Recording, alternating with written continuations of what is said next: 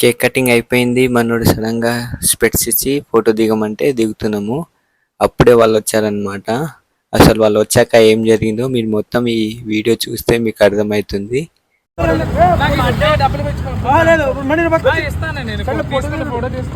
మీరు కూడా వచ్చండి. మీ ఆయనకి ఏం పట్టం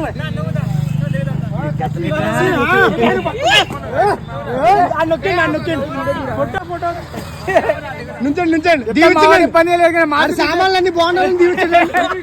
సామానం బాగుండాలంటే మాజిది సామాన్లు బాగుండాలంటే వెళ్ళిపోతారు.